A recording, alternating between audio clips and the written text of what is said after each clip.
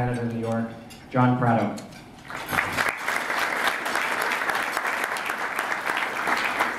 Thank you, Ken. Good afternoon, ladies and gentlemen. Bonjour, mesdames et messieurs. Je vous souhaite tous les bienvenus cet après-midi.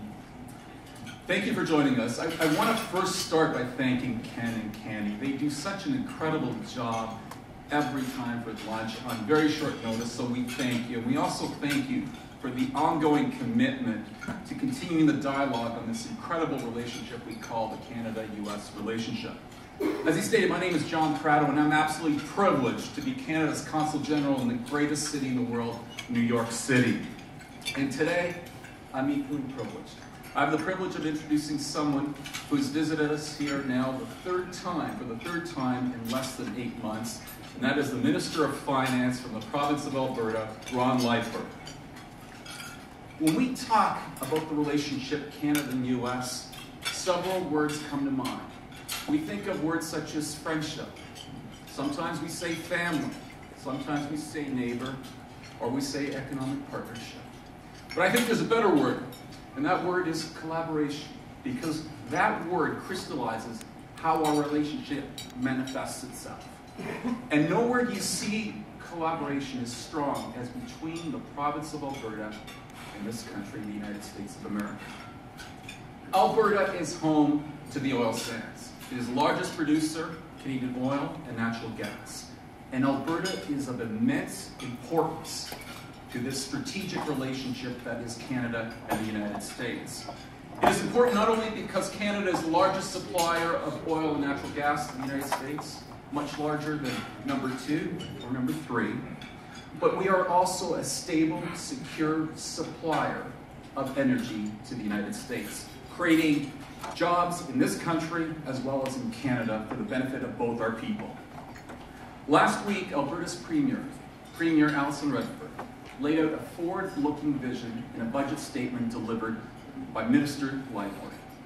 And in this budget, they maintained no tax increases, no cuts to programs, no cuts to services, and were able to leverage the growing energy sector for investments in key areas such as education, infrastructure, and health.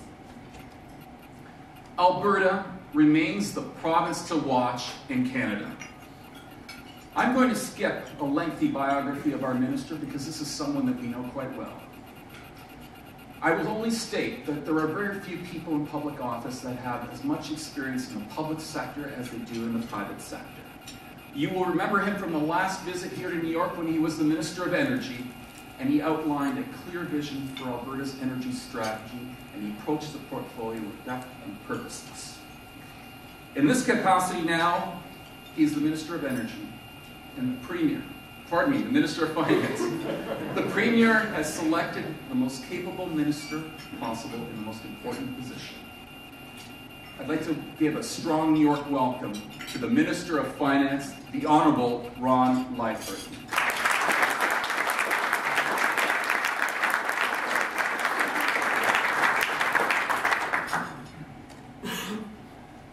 Well, thanks, John. I don't know that I'm quite worth that kind of an introduction, but when you're in politics, you'll take it. I want to thank all of you for being here today.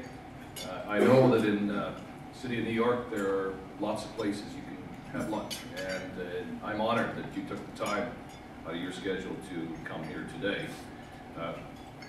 Here in New York, speaking with the investment community and the media, telling Alberta's story, following the introduction of our budget, as John said. It's going to be a busy 3 days. New York, Boston, Toronto, 3 important cities in 3 days. I'm delighted to have Dave Brown-Conyer, as introduced earlier, as our Alberta representative, accompanying us in New York and Boston. And just so good to see others in the room that were introduced earlier that represent us either directly or indirectly in this part of the world. And as John said, there is no more significant relationship outside of Canada for our province than with our neighbors to the south. We're allies, we're business partners on a level unmatched anywhere else in the world. But I feel it's important for those who reside outside of our provincial borders to hear Alberta's story and not just read about it in the Toronto Globe and Mail or occasionally in the New York Times. And that's why I was so privileged to introduce the budget last week. It's a budget that, without getting into a lot of financial details, we wanted to use the political muscle and the financial muscle that we have in Alberta to deliver on behalf of Albertans. A little bit of history. For over 100 years, the heart of the Canadian economy has been centered in that Toronto-Montreal corridor. And I know there are many of you in this room today who have Canadian backgrounds, or like Ken was raised about 20 or 30 miles from where I actually, no, he played hockey in Melville, didn't get raised, he was raised in Regina, but has lots of Saskatchewan relatives. And as Ken and others in the room know, that the Centre for Political Decision Making has been in Ottawa, which is of course just a short half-hour flight away from either the city of Toronto or Montreal. In Alberta, it's a 4.5-hour flight away from the three cities. And as Western provinces, for some years we felt on the outside looking in when it came to federal decision making, policy development, and in many cases, major banking decisions. But all of that is starting to change. It started to change, I believe, last year when we elected a Conservative majority government with a Prime Minister from Western Canada. The country's census was released last week. There's a huge population shift occurring westward. In fact, on the day the census was released, the Toronto Globe and Mail headline was, "Canada tilts west." I know we've seen that for a number of years in the US, but it's very reassuring that now the population of the 4 western provinces exceeds the population of everything east of Ontario.